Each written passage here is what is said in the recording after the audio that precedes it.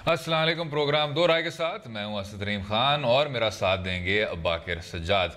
आज के इस खसूसी ईद शो में हमारे साथ एक ऐसी शख्सियत हैं जिनको आप बतौर शायर, समाजी कारकुन और एक तज्ज़ियाकार के तौर पर भी जानते हैं।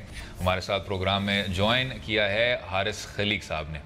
हम उनसे ना सिर्फ आज ये जानेंगे कि ये ईद का दिन कैसे गुजारते हैं, बल्कि हमारी बात पाकिस्तान में उर्दू अदब, पाकिस्तानी सियासत और साथ साथ हमारे मुल्क की समाजी और माशरती मसाइल पर भी बात होगी।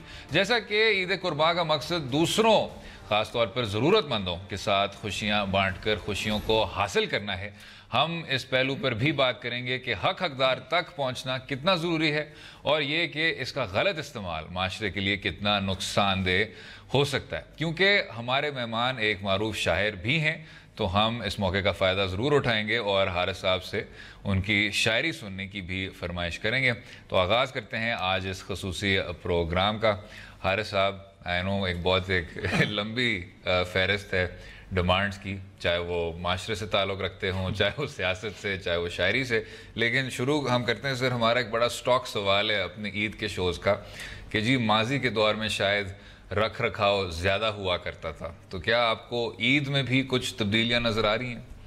बहुत बहुत शुक्रिया असद आपका भी और बाकर आपका भी कि आपने शुक्रिया तो हारिस आपका कि ईद के सेकंड डे जब बिल्कुल बंदा थक चुका होता है सारी सेलिब्रेशंस करके, फिर भी आपने खुशियां मांटने के लिए डॉन टीवी के लिए टाइम निकाला। डॉन से एक वाबस्तगी है ना बचपन से, मतलब एक अखबार से एक बड़ी पुरानी वाबस्तगी है और वो फिर अब टेलीविज़न जब आया तो जाहिर है कि वो एक उस अखबार और उस टेलीविज़न के थ्रू जो उसके पढ़ने वाले देखने वाले हैं उनसे भी तो खुशियों में शरीक होना चाहिए उनकी भी। और अगर कोई इतना इस वक्त बोर्ड है कि वो यानी बेचारे के पास कोई और काम नहीं है कि वो मुझे मेरी बात सुने और मुझे देखे, तो भाई उससे तो हमदर्दी का भी एक हमारी बात है कि आप मतलब या आपके लिए भी मुश्किल था आना कि थकावट के बावजूद टाइम निकालना, लेकिन आप पे ज़्यादा जिम्मेदारी आ जाती है कि लोग 2 दिन से देख के शोज जो थक चुके हैं और अभी और इस ईद में तो तीसरा दिन भी होता है, एंटरटेन करना है उनको अभी। ये जो हाँ एंटरटेनमेंट तो आपको पता है कि आजकल तो बस एंटरटेनमेंट है, लेकिन ईद का दिन आपने जो रख रखाव के हवाले से सवाल किया कि मेरा ख्याल है कि एक जनरली अक़दार बदली हैं समाज की, ठीक है, और वो कोई हर चीज़ लेकिन जो पुरानी थी वो अच्छी नहीं थी और हर चीज़ जो नई है वो बुरी नहीं है। तो लेकिन लोगों में उसी तरह से मोहब्बतें हैं और इन त्योहारों में ख़ास बात ये होती है कि जैसे आपने तस्करा किया शुरू में शेर व अदब का, फ़न का, तो मैं पहले भी अभी कहीं ये बात कर रहा था कि ये त्यौहार और शेर व अदब इनमें एक मुमासलत है, यानी फ़न व अदब और त्योहारों में मुमासलत ये है कि लोगों को जोड़ते हैं या आपस में मिलाते हैं। तो ये जो रोज़ाना के आप हालात हाजरा के प्रोग्राम करते हैं और आवाम को मुनक़सिम करते हैं और दो राय क्या बल्कि यानी बेशुमार आरा जो हैं वो उनको सुनने को मिलती हैं और उसमें वो जज्बाती होते हैं, तो यहाँ एक मिल बैठने का और पुराने जो मामलात हैं जो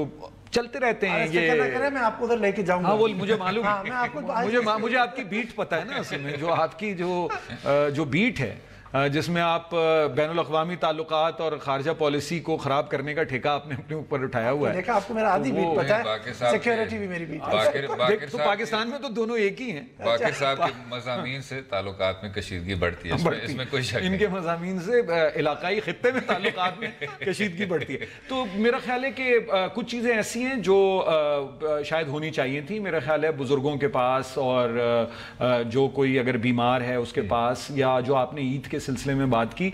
देखिए ये इस ईद की एक स्पिरिट है, इसमें कोई जानवर कुर्बान करना जो है वो तो एक रिचुअल है, लेकिन जो इसकी स्पिरिट है वो यही है कि आप अपनी कीमती तरीन चीज़ जब खुदा की राह में कुर्बान करने का मतलब, खुदा तो अनदेखा है, खुदा की जो खुदाई है वो तो नज़र आ रही है ना, तो उनकी खिदमत और उनके साथ उनको शरीक करना और फिर जो उसकी जो एक मसावात की और अदल की जो एक तालीम है इस्लाम की या दीगर मज़ाहिब की भी, तो उस पर अमल करने का और उसकी याद दहानी का एक मौका है और मेरा ख्याल है वो हमें भूलना नहीं चाहिए। इसमें मैं तो ऐड कर दूँ, कल जैसे इफ्तिखार आरिफ साहब हमारे साथ थे तो वो कह रहे थे कि यहाँ पर हमने इसको इस तरह तब्दील कर दिया है कि जो बेस्ट पार्ट होता है गोश्त का वो हम फ्रीज़र में डाल देते हैं, और जो छिछड़े बचते हैं वो यतीम खाने में भेज के कहते हैं हमने शेयर कर ली खुशियाँ।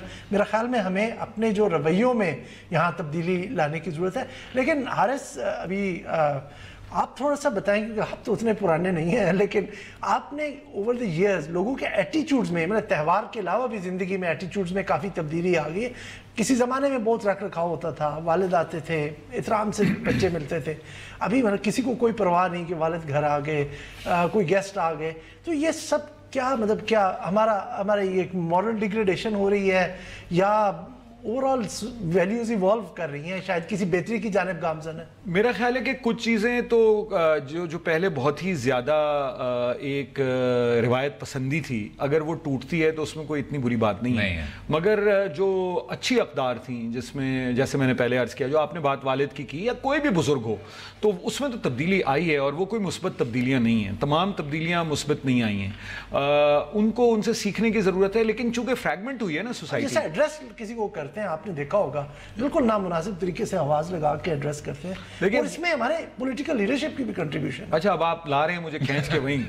دیکھیں، بات اصل میں یہ ہے کہ جو ایک تھڑے کا مزاج اور کلچر تھا وہ لیونگ رومز میں پہنچ گیا ہے، اور وہی جو ایوان ہیں آپ کے اقتدار کے، ان میں بھی پہنچ گیا ہے. تو اس میں ایک تفریق تھی پہلے، وہ اب آپ کو نظر نہیں آتی. تو وہ شاید دوبارہ آ جائے گی. میرا خیال ہے کہ ہم لوگ بہت غصے میں ہیں، جذباتی لوگ ہیں اور غصے میں بہت رہتے ہیں. آپ نے جو بات کی کہ پہلے کیا تھا اور اب کیا ہے، تو بچپن میں میرے اتنا لوگ غصے میں نہیں رہتے تھے. حالانکہ پاکستان کے سیاسی حالات ماشاءاللہ، یہ ملک پہلے دن سے بحرانوں کا ہی شکار ہے.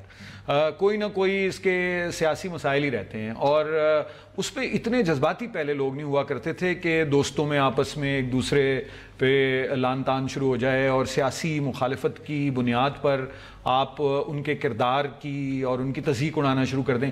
تو وہ غصے میں بہت ہیں ہم. تو میرا خیال ہے کہ ذرا غصہ بھی کم کرنا چاہیے، اور اس کے لیے بڑا ضروری ہے کہ آپ آرٹ اور کلچر کی طرف آئیں اور اچھی موسیقی سنیں، اچھے شعر پڑھیں، اچھی تصویریں دیکھیں، فلمیں دیکھیں. کل رات میں نے 2 بڑی اچھی فلمیں دیکھی ہیں. اسد ناراض ہوں گے، لیکن میں اپنے ایک دفعہ پھر رائٹ کیوں اپلائی یوز کرتے ہوئے یہاں پہ کوشچن ہم نے دیکھا. آپ اسد کی کم عمری کا بہت فائدہ اٹھاتے ہیں. میں دیکھتا ہوں آپ کا ہم نے اس یہاں پر جہاں پہ آپ نے ایوان کی بات کی یا اقتدار کی بات کی، سیاست کی بات کی، جہاں پہ تھڑے والا کلچر آ گیا، آپ نوجوانوں کو کہہ رہے ہیں کہ ٹی وی دیکھیں، فلم دیکھیں، اور لیکن ٹی وی نہیں کہا میں نے. میں تو میڈیم کی بات نہیں کی. میں نے تو آپ کو جانرز کی بات کی، میڈیم کی نہیں. چلے بہرحال ٹی وی بھی دیکھیں. جی بہرحال اس سے کہ وہ والا جو مزاج ہے وہ وہاں بھی ریفلیکٹ ہو رہا ہے، وہاں بھی انعطاف آ رہا ہے. کیونکہ اب جو جیسا انور مقصود صاحب جیسے شاعر ہیں یا رائٹرز ہیں، وہ اب ٹی وی کے لیے بہت کم لکھتے ہیں، کیونکہ وہ شاید اپنے آپ کو وہاں پہ مسفٹ سمجھ رہے ہیں. کیونکہ جو لینگویج جس طرح کی آ رہی ہے، کمرشلائزیشن جس طرح سے آ رہا ہے، تو شاید وہاں بھی کوئی اتنی پازیٹیو آپ کے لیے ایٹماسفیئر نہیں ہے. دیکھیں، مشکل تو ایک ہوئی ہے. جب ہم چھوٹے تھے تو عید پہ مشاعرہ آیا کرتا تھا، اور مجھے یہ یاد ہے کہ عید پہ جو ہے وہ صرف اردو میں مشاعرہ نہیں ہوتا تھا. گجراتی جو کہ اب معدوم زبان ہو گئی ہے، اس پر بھی مشاعرہ آیا کرتا تھا پاکستان ٹیلی ویژن پہ. اس وقت وہ ایک ہی تھا.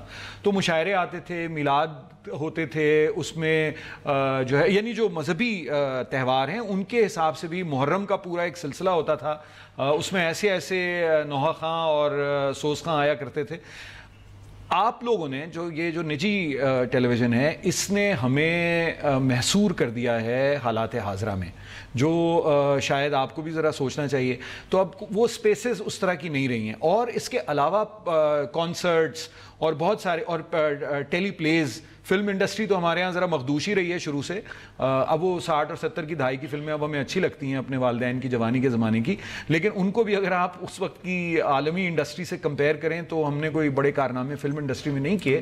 مگر ٹیلی پلیز اور یہ سب چیزیں بڑی بہت ڈیولپڈ تھیں. تو اس کے لیے ضروری ہے کہ یہ چینلز کو الگ الگ نہ کیا جائے، بلکہ تمام دیکھنے والوں کو کچھ معیاری جو مواد ہے دیکھنے کا اور سننے کا وہ فراہم کیا جائے. اور جو آپ کے پبلک میسیجز کا ٹائم ہوتا ہے،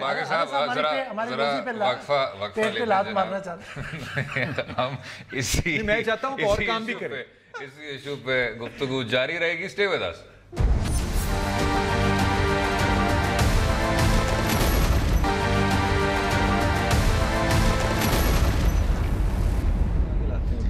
welcome back to Do Raaye. خصوصی عید کا شو جاری ہے. حارث صاحب، آپ نے بہت اچھی بات کی اور اس سے میں پوری طور پہ اتفاق کرتا ہوں. باقر صاحب اختلاف کرتے ہیں کہ حالات حاضرہ پہ شاید کچھ زیادہ ہی اہمیت اب لوگ دیکھتے ہیں، اور انٹرٹینمنٹ سے اب ہم ہٹ گئے ہیں. تو اس رجحان کو ہم درست کس طرح کریں تاکہ جب یہ لوگ کہتے ہیں کہ جی پاکستان میں آپ کی جو واحد انٹرٹینمنٹ ہے وہ صرف اور صرف سیاست سے منسلک ہے، اور وہ سیاست بھی جناب وہ بھی ڈسکشن کوئی خاص گہری نہیں ہوتی، وہ بیان بازی سے جڑی ہوئی ہوتی ہے کہ جی آج فلاں شخص نے یہ کہا، قائد حزب اختلاف نے یہ کہا، اور پھر اس کے بعد بیچ میں کسی رہنما نے ٹی وی پہ کسی پہ چیخ ماری. تو اس سے ہم آگے کیسے بڑھیں؟ اس سے پہلے آپ جواب دیں، میں ایڈ آج کر دوں اضافی سوال. اضافی سوال نہیں، دیکھیں اب یہ دیکھیں میں جرنلزم شروع کیا رپورٹنگ سے، اور یہ ٹی وی نے جتنا ٹرانسفارمیشن لائے اور ساری ہائپ کریٹ کی، یہ ٹی وی ٹاک شوز وغیرہ، مجھے ٹرانزیشن کر کے ادھر آنا پڑا.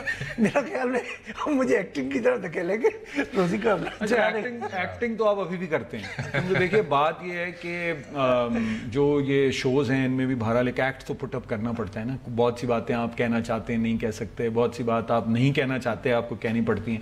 تو ایکٹنگ تو ہوتی ہے، ایک اور طرح کی ایکٹنگ ہوتی ہے، کریٹو اتنی نہیں ہوتی، ریگولیٹڈ زیادہ ہوتی ہے. کہتے ہیں حارث صاحب بالکل صحیح کہہ رہے ہیں، جو کہتے ہیں وہ کرتے نہیں ہیں، اور جو کرتے ہیں وہ کسی کو بتا نہیں سکتے. بالکل.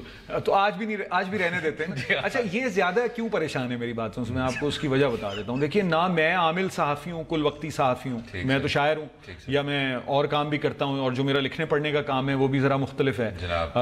صحافت سے جڑا ہوا ضرور ہے مگر مختلف. آپ وکیل ہیں. اچھا یہ ہیں کل وقتی صحافی، ان کی تو عید ہے نا، ان کی تو مطلب آج کل پانچوں گھی میں سر کڑھائی میں ہے، چونکہ کرنٹ افیئرز کے شو سے زیادہ ایک عامل صحافی جو ہے اس کی معراج کیا ہو سکتی ہے. تو ان کی تو یہ صورتحال ہے، تو ان کے اس وقت جو ہے نا یہ تکلیف میں ہے. لیکن ایک سنجیدہ بات یہ ہے اور جس سے ظاہر ہے کہ باقر سمجھتے ہیں بہت گہرائی سے ان باتوں کو، وہ یہ کہ صحافت، ادب اور کا جو تعلق ہے آپس میں وہ ٹوٹ گیا ہے.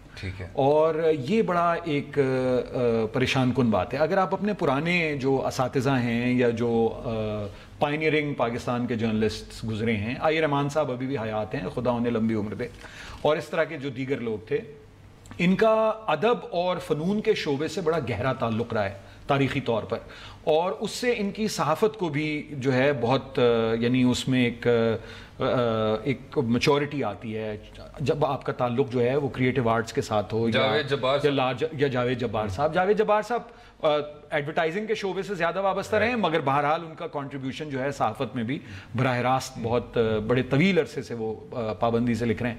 تو یہ تمام لوگ ان کا تعلق تھا، اب وہ تعلق ٹوٹا ہے. تو اب تو ہمارے دوست ایسے ہیں، کافی کو یہ جانتے ہیں، جو اپنا کالم بھی دوبارہ نہیں پڑھتے.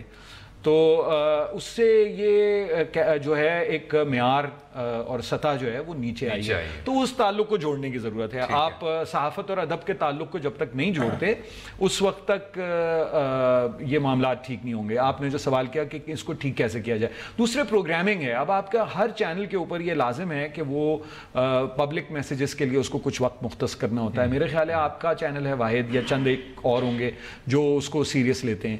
وہ کوئی 6% وقت ہے یا کتنا وقت ہے، آپ اسی میں کوئی اس طرح کی چیزیں کر سکتے ہیں جس میں ٹھیک ہے کوئی بہت اعلیٰ پائے کی اگر شاعری نہیں بھی مہیا یا افسانہ نہیں بھی مہیا، تو اگر کوئی تھیمیٹک چیزیں، کوئی ماحولیات سے متعلق، خواتین کے حقوق سے متعلق اگر کوئی نظم لکھی گئی ہے، کوئی سکٹ بنایا گیا ہے، کوئی کسی ادیب یا شاعر کا لکھا ہوا، تو اس کو بھی تو دکھایا جا سکتا ہے نا، کسی نے روکا تو نہیں ہے. نظم ویڈیو اگر ایک نظمیں ہیں ایسی جن کی ویڈیوز بنائے جا سکتے ہیں وہ دکھائے جا سکتے ہیں. تو بہت سی اس میں تھوڑا سا کریٹو ہونے کی ضرورت ہے، اور ہر چیز مالکان پہ نہیں ڈالی جا سکتی. میرا خیال ہے جو پروڈیوسرز ہیں، ایڈیٹرز ہیں، ان کو بھی سوچنا چاہیے، وہ بھی اپنے اس باکس کو توڑیں، اور بہت اس کی پذیرائی ہوگی. یہ ہمارا خیال ہے کہ لوگ بس یہی چاہتے ہیں، کیونکہ لوگ تو ویسے ہی آپ 3 شہروں کے علاوہ چوتھے شہر جا کے پوچھتے نہیں کہ لوگ کیا چاہتے ہیں، اور ان 3 شہروں میں بھی 12 محلے ہیں جن سے آپ ساری ریٹنگ لیتے ہیں. اور حارث صاحب ایک اور چیز، اگر ہم ذرا پڑھائی لکھائی کی طرف بھی جائیں تو کیا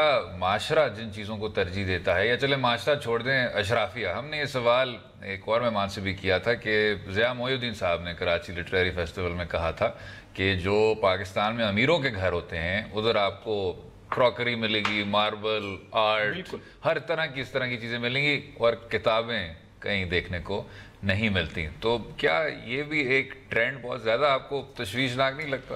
جی ٹرینڈ نہیں ہے پاکستان میں، پہلے سے ہی تھا، پہلے سے ہی ایسا تھا. مطلب یہ میں نہیں سمجھتا کہ یہ کوئی بہت بڑی تبدیلی آئی ہے. تبدیلی زبان کی ضرور آ گئی ہے. ایک لسانی طور پر تفریق بڑھ گئی ہے کہ ایک پاکستان میں پہلے ہم لوگ کثیر لسانی تھے، پھر زو لسانی ہوئے، اب ہم مونو لنگول ہیں، یعنی اور پھر ایکچولی تو نو لنگول ہوتے جا رہے ہیں کیونکہ کوئی ایک زبان بھی نہیں آتی. مگر یہ کہ وہ انگریزی اور اردو اور پاکستان کی جو دیگر قومی زبانیں ان کے مابین بہت تفریق ہے. ٹھیک ہے. اور اس میں لیکن اس میں بھی ایک خیر کا پہلو ہے. یعنی کوئی چیز مکمل طور پر منفی نہیں ہوتی. اور ذرا تھوڑا سا میں شاید انکوریجبل آپٹیمسٹ ہوں، تو مجھے نظر آتا ہے کیونکہ جو نئے بچے ہیں بہت سارے آپ کے ہم عمر یا آپ سے چھوٹے جو نوجوان ہیں یا بچے ہیں، ان کے وہ انگریزی بہت پڑھتے ہیں. ٹھیک ہے. اور مجھے تو یعنی میری شاعری کے کئی مجموعے آ چکے ہیں، لیکن وہ کوئی مجموعہ 10 مہینے کے اندر پورا ایڈیشن نہیں فروخت ہوا جو کہ انگریزی کے مضامین کی کتاب کا ہو گیا. تو اس کا مطلب یہ تو نہیں ہے کہ جو لوگ بالکل کچھ نہیں پڑھتے، مگر وہ بھی ایک تبدیلی ہمیں نظر آ رہی ہے، وہ آ رہی ہے تبدیلی. مگر وہ لسانی فرق جو ہے اس کو مٹنا چاہیے. اور جو بچے صرف انگریزی پڑھتے ہیں ان کو یہ اس بات پر اس کی تحریک دینی چاہیے کہ وہ اردو اور اپنی اگر مادری زبان ان کی مختلف ہے تو اس میں اس سے وہ آگاہ ہو، واقف ہو، ان کو پتہ ہو. اور انٹرٹینمنٹ کے سلسلے میں جو آپ نے بات کی نا کہ کیسے اس کو رواج دیں، دلچسپ بنانا جو ہے وہ پروڈیوسر کا کام ہے اور پریزنٹر کا کام ہے. اس کو دلچسپ اگر آپ بنا دیں گے تو لوگوں کے لیے وہ پیلیٹیبل ہو، یعنی وہ لوگوں میں اس کی ریسیپشن ہوگی. یہ بالکل بات ٹھیک ہے کہ اگر آپ ایک خشک بالکل ان کو اپنا رجب علی بیگ سرور کی نثر کے ایسے ٹکڑے پڑھ کے سنانا شروع کر دیں جس کی مطلب یعنی جو لوگ اردو میں پی ایچ ڈی کر رہے ہیں وہ بھی بغیر لغت کے نہ اس کو سمجھ سکیں، تو دلچسپ بنائیں. بلکہ اسے بھی رجب علی بیگ سرور کو بھی دلچسپ بنایا جا سکتا ہے، لیکن کیسے بنائیں، کو ڈرامٹائز کریں.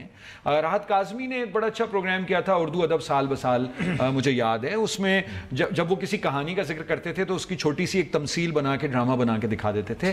نظم پڑھنے کا انداز ہوتا ہے ایک، یعنی اب آپ اس کو اس طرح تو نہ پڑھیں کہ گھاس کاٹ رہے ہیں، تو ایک دلچسپ بنا دیں، چلے گا پروگرام. پہلے یہ بریک پہ آپ جائیں، انہوں نے پچھلے جواب میں اتنی دفعہ تبدیلی کی کہا ہے، میرا خیال میں اب گیئر تبدیل کرنے کا وقت آ گیا. Let's move to politics. وہ اگلے سیگمنٹ میں ذرا دیکھی جائے گی. گفتگو جاری رہے گا ہمارے ساتھ.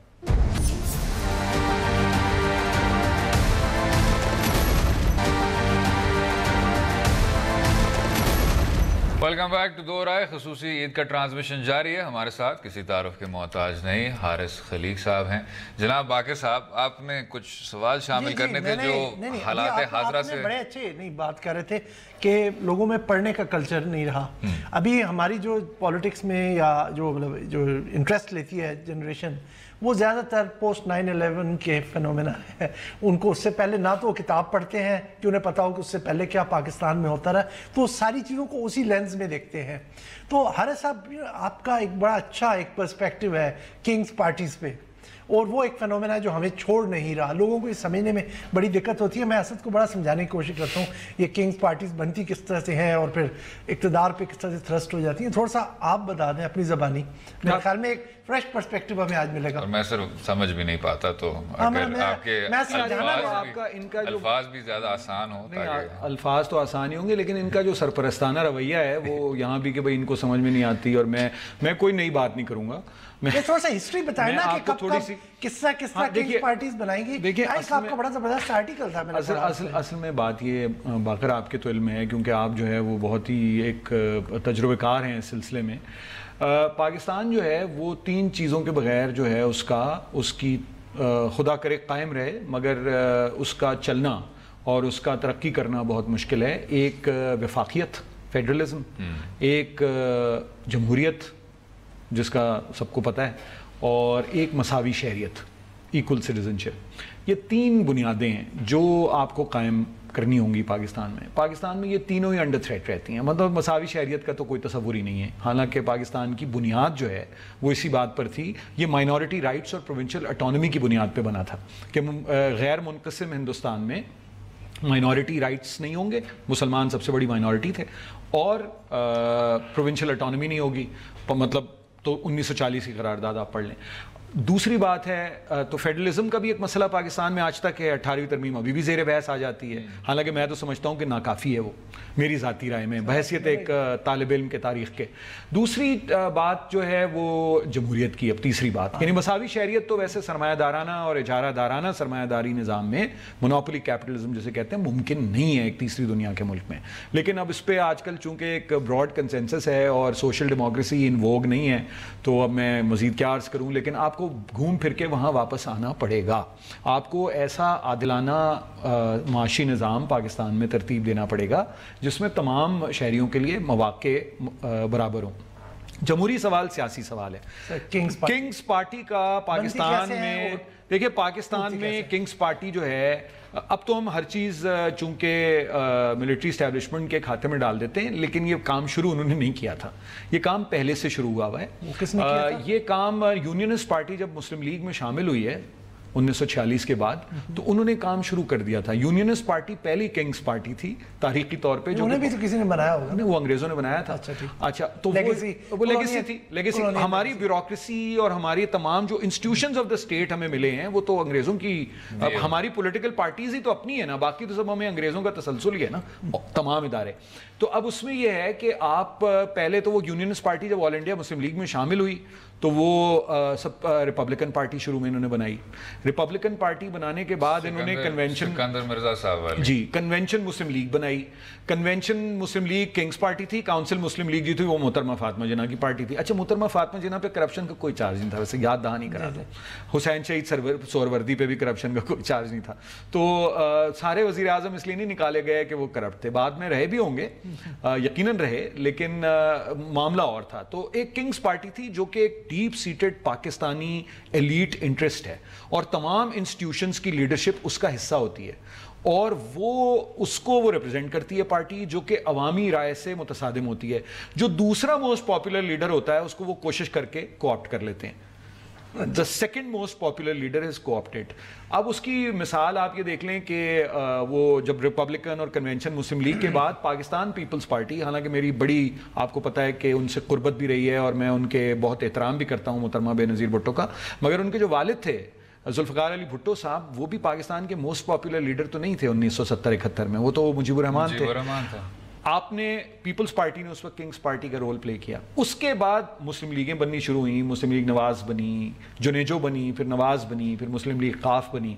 तो ये सिलसिला इस तरह से जारी है। पहले पीपल्स पार्टी की नफ़ी थी, यानी पहले अवामी लीग की नफ़ी हुई, पहले ओरिजिनली कायदे आज़म की मुस्लिम लीग की नफ़ी हुई, उसके बाद अवामी लीग की नफ़ी हुई, फिर पाकिस्तान पीपल्स पार्टी की नफ़ी हुई, फिर जब मुस्लिम लीग नवाज पॉपुलर होना शुरू हुई तो हमें उससे भी इख्तलाफात पैदा हो गए।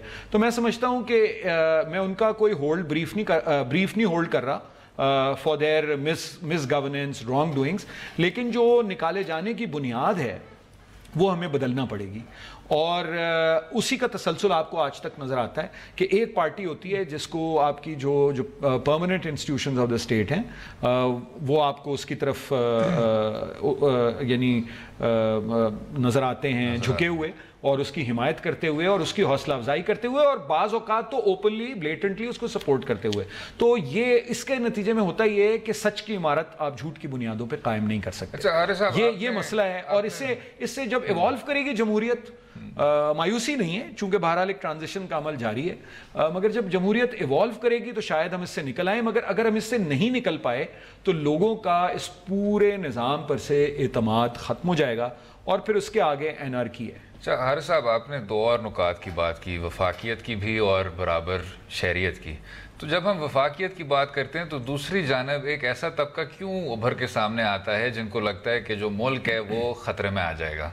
बेशक जब वो आप 1 यूनिट नाफिज करते हैं, बेशक जब वो सिंध सूबे में कहते हैं कि जी अब तमाम लोग उर्दू बोलेंगे, बेशक जब वो कहते हैं कि कोई इस तरह की डिवोल्यूशन नहीं होनी चाहिए, क्या हमें ज़रा हाथ बढ़ाना नहीं चाहिए कि जी और भी लोग हैं और रवायतें हैं, रवाज हैं, उन सब को आप गले लगाएं और हमारी फेडरेशन ज़्यादा मजबूत हो सकती है इस तरह? बिल्कुल, इसमें कोई दो राय नहीं है और ये तो बिल्कुल एक तयशुदा बात है कि पाकिस्तान एक कसीर लसानी मुल्क है, کثیر القومی کہنے پر اگر کوئی سیڈیشن کا چارج ہو سکتا ہے تو کثیر القومیتی کہہ لیں، کیونکہ قوم ویسے ایک بڑا مختلف تصور ہے نیشن سے ہماری زبانوں میں، مگر چونکہ لوگ اس کو براہ راست ترجمہ کرتے ہیں تو اس پہ بڑے معترض ہوتے ہیں کہ بھئی یہ قوم ہم ایک ہی ہیں. تو چلیں مان لیتے ہیں ہم ایک قوم ہیں، مگر اس ایک قوم میں بہت ساری قومیں اور قومیتیں ہیں، ثقافتی گروہ ہیں، ان کی اپنی اپنی زبانیں ہیں، اور کتنی خوبصورت کتنا. اب آپ سوچیں کہ یہ جو آپ کا F9 پارک ہے اس میں صرف گلاب لگے ہوں، تو یہ مطلب ہے کہ یعنی گلاب بہت اچھے ہوتے ہیں، مگر اگر ایک ہی رنگ کے گلاب ہی لگے ہوئے ہیں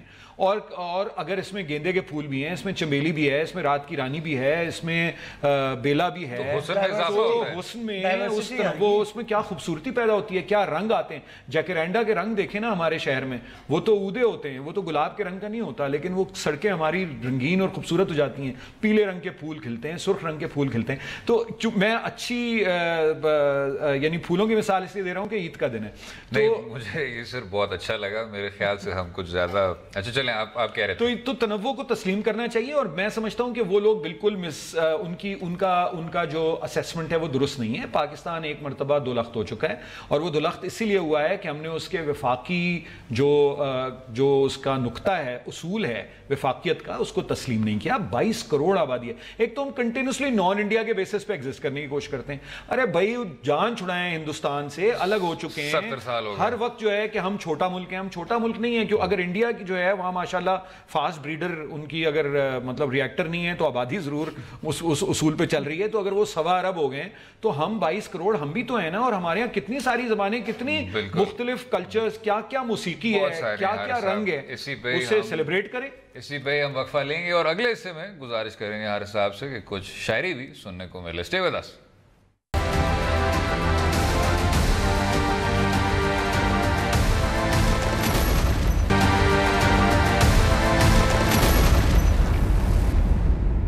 ویلکم بیک. خصوصی عید پروگرام کے ساتھ میں ہوں اسد رحیم خان اور باقر سجاد صاحب میرا ساتھ دیں گے. ہمارے ساتھ ہیں حارث خلیق صاحب.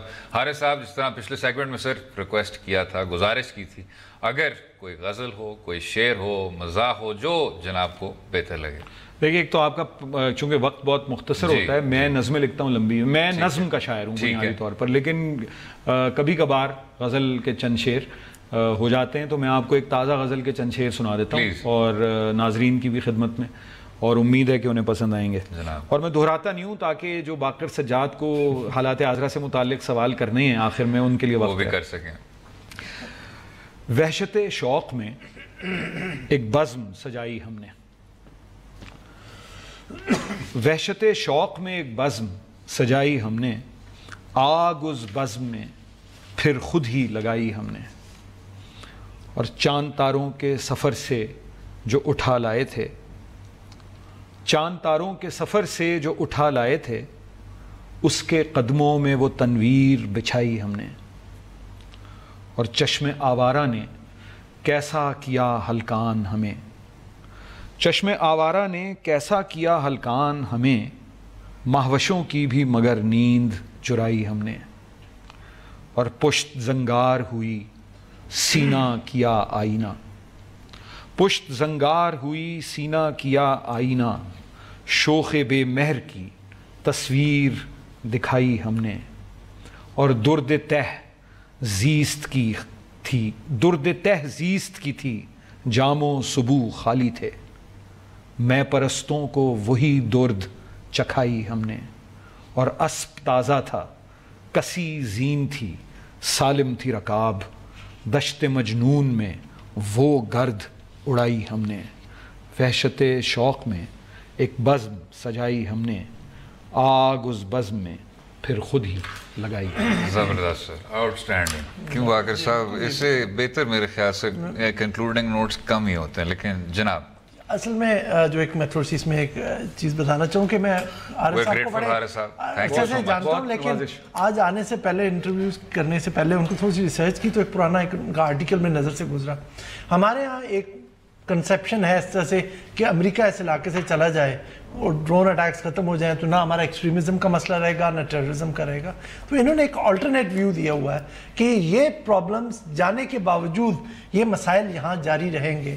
تو ذرا اگر وہ ہمارے ناظرین کو ایکسپلین کر دیں، کیونکہ یہ آپ نے اپنے کنکلوڈنگ پیرا میں شاید پچھلے سال لکھا تھا، لیکن اس کے اوپر آپ نے ایلیبریشن نہیں کی ہے، میں نے شاید پڑھا نہیں اس طرح سے کہ کیا وجہ ہے، وہ اسٹرکچرل ایشوز کیا ہے جن کی وجہ سے آپ سمجھتے ہیں کہ ایکسٹریمزم اس ملک کا ابھی دیر تک ساتھ دے گی۔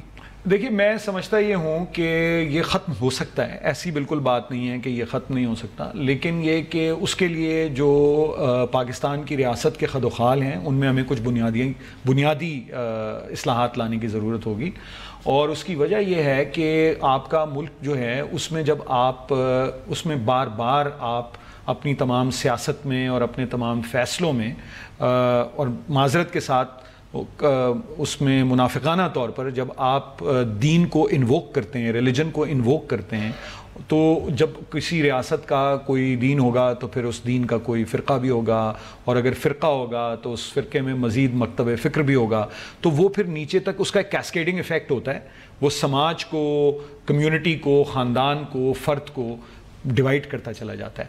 تو میرا خیال ہے کہ مساوی شہریت سے ہی یہ بات جڑی ہوئی ہے، مساوی شہریت محض معاشی بنیادوں پر نہیں بلکہ دینی اور فرقے کی بنیادوں پر بھی ہونی چاہیے۔ امریکہ نے تو جنگ یہاں مسلط کی ہوئی ہے کوئی 15 سال سے، 17 سال سے، لیکن ہمارے جو فرقہ واریت کے مسائل ہیں وہ تو اس سے کہیں زیادہ پرانے ہیں۔ اگر آپ دیکھیں تو میں جب سکول میں پڑھتا تھا جنرل ضیاء الحق کے زمانے میں، تو شیعہ اور سنی اسلامیات علیحدہ کی گئی، تو وہ امریکہ کے کہنے پہ آپ نے کی تھی، اگر امریکہ کے کہنے پہ کی تھی تو بھی غلط کیا تھا، لیکن یہ تو 1980 کی بات ہے۔ تو کیا ایسے حالات پیدا ہوئے کہ آپ نے مسلمانوں کے ہی 2 فرقوں کی اسلامیات الگ کی؟ اور پھر 2 فرقے تو نہیں ہیں مسلمانوں میں، اس کے علاوہ جو اسماعیلی بچے ہیں، جو بوری بچے ہیں، جو ہمارے جو اہل سنت کے مختلف مکاتیب فکر ہیں، ان میں بھی تو کتنا تنوع ہے۔ تو جو چیزیں کامن ہیں اس کی بنیاد پر لوگوں کو اکٹھا کرنے کی ضرورت ہے۔ تو ہم نے چونکہ یہ پالیسیز اس طرح کی شروع سے رکھی ہیں جس میں ایک عنصر رہا ہے ہمیشہ مذہب کو سیاست میں استعمال کرنے کا، اس کی اقدار سے ہم کچھ نہیں سیکھتے، اس کے معاملات جو وہ بتاتا ہے اس پہ عمل نہیں کرتے، لیکن ان بنیادوں کو جب تک ہم استعمال کرتے رہیں گے، اپنی طرز زندگی کا حصہ رکھیں گے، تو یہ مسئلہ حل نہیں ہوگا، امریکہ یہاں ہو یا نہ ہو۔ بالکل ٹھیک سر، آج بھی اتفاق سے خدمت کا دن ہے اور باہمی اتحاد کا دن ہے۔